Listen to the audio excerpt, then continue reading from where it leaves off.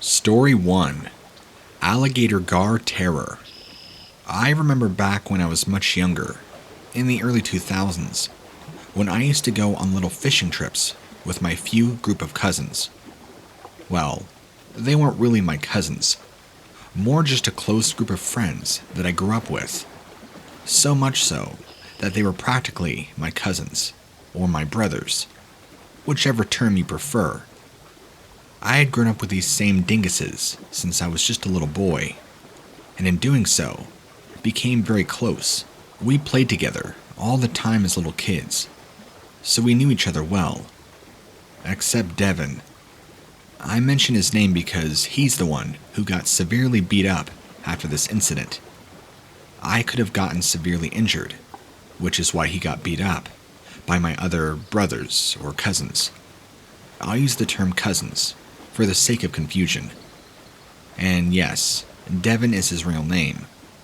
Since I'm not releasing his last name, I don't see any harm in revealing his real first name. Now, while I love Devin like a brother, he's just an idiot, makes a string of bad decisions, and just does a lot of stupid stuff for the sake of being stupid, even if it causes others to come in harm's way, or like in my scenario, actually potentially drown or get hurt. Which leads me to the actual event in question. Me, Devin, and my other cousins went on a little fishing trip. We have this decent-sized lake near where we all live, and surprisingly, is not really popular. While there are fishermen that go out onto the lake, it's not as hopping as some of the more popular lakes. I think that has to do with it being a little more tucked into the woods, which benefits us. We get more privacy, and more time to go out by ourselves without being bugged, better catches, and all around better times.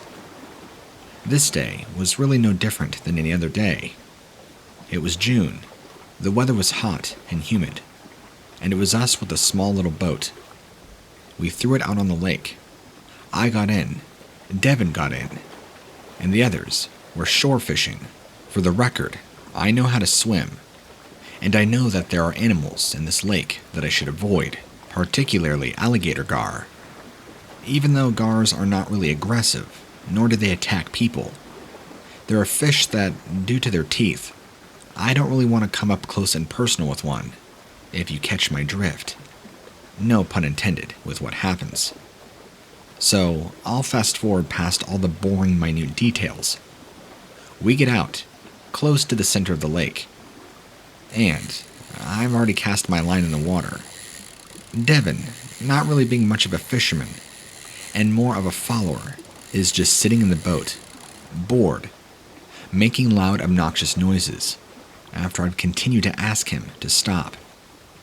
Then, he begins to get even more obnoxious, and looking back, I'm not sure if he thought he was funny, or what he was doing, but he wasn't that stupid to not know what he could have done.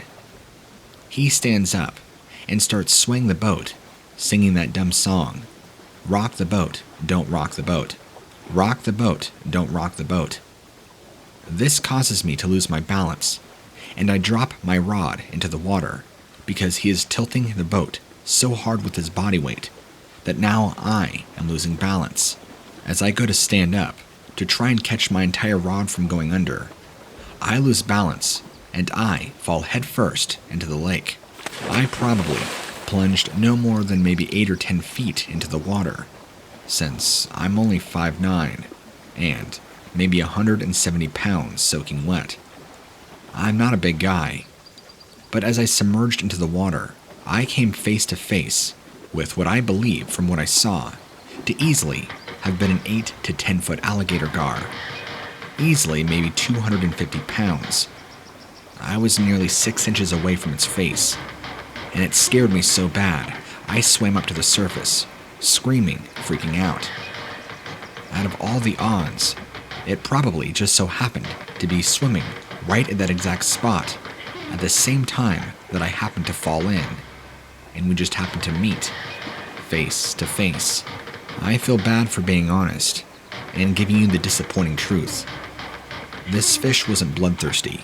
It did not suddenly grow an urge or taste for human flesh and ravenously attack me. It left me alone, like most fish do. I was able to pull myself back up on the boat and nearly give Devin a black eye for doing that. He just thought the whole thing was funny, and I maintained my composure and willingness to want to deck him right in the face. I waited till we got back to shore, and unfortunately, I lost my really nice fishing reel in the lake. That I did not get back. When we got back onto shore, pretty much right afterwards, I went to go change, and my cousins beat the crap out of Devin. Didn't break his nose or anything, nor did they beat him with any objects, but he certainly got a fat lip and a good black eye, and a couple bruises on his body. After all, he realized afterwards that he deserved it. That, my good friend, is my face-to-face encounter ever with an alligator gar. Story 2. The Thing Out of the River. Back when I was only 12 years old, I spent a lot of time fishing by myself, and although I didn't have the greatest equipment, I made the most of it.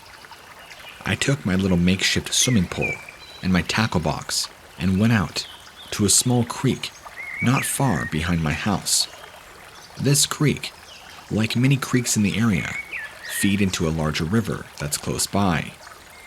You can catch a good amount of fish along that river, but sometimes it's not exactly safe with the rapids, even though the fishing is better.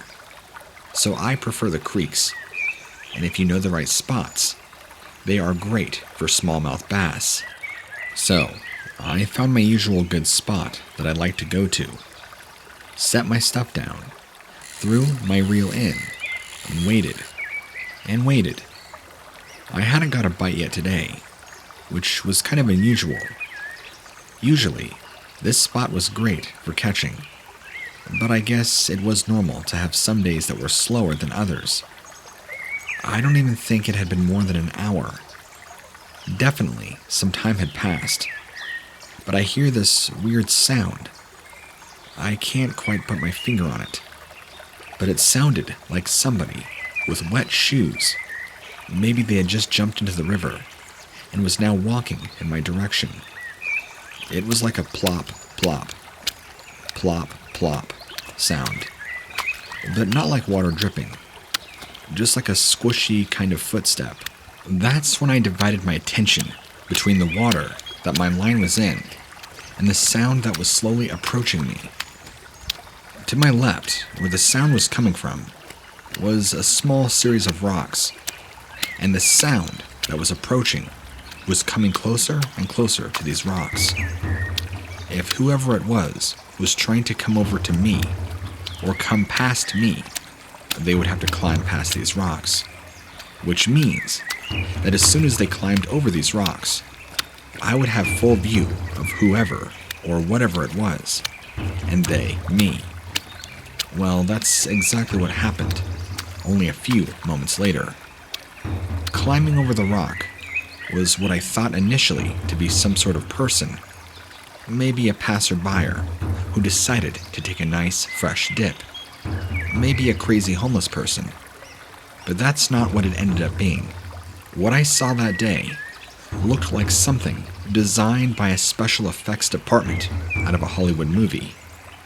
It kind of reminded me a little bit of the creature from the Black Lagoon, but also more fish or amphibious looking. Very, very ugly. It was like gray, silvery, and black, slimy, kind of disgusting, and had green, yellowish eyes that had slits, just like that of a reptile. Its mouth had sharp little teeth, and it kind of had somewhat, I don't want to say snout, but its mouth did protrude a little bit, and it appeared to have webbings all over its arms, legs, and hands. It also appeared to be soaking wet, as if this thing just crawled out of the river. It looked at me, and I it, and we just kind of had a stare down for probably 10 seconds. Before I kid you not, I stood up, left my reel, left my tackle box, and just ran off, back to my house. 12-year-old me was not prepared to deal with something at all like this. Story 3. The Florida Alligator Man. Okay, time to share my story. While we weren't exactly fishing just yet, we were on our way. I, my father, and my uncle were on an airboat, riding through thick, uncharted swamps in the Everglades to find the perfect fishing spot. My uncle actually did airboat tours for a living, so it made sense that he would have his own airboat, an amazing family perk for my father and I. We used to ride in that thing all the time with him, but I digress. During this day, we were in search for a fishing spot that my uncle had had his eye on while he had given tours. He was taking us to this very spot when we ran over something really large in the water. It gave a huge bump, and we all immediately looked back. Then my uncle said, "I think we just ran over a really large alligator." Well, when we all turned back, we could see something surfacing.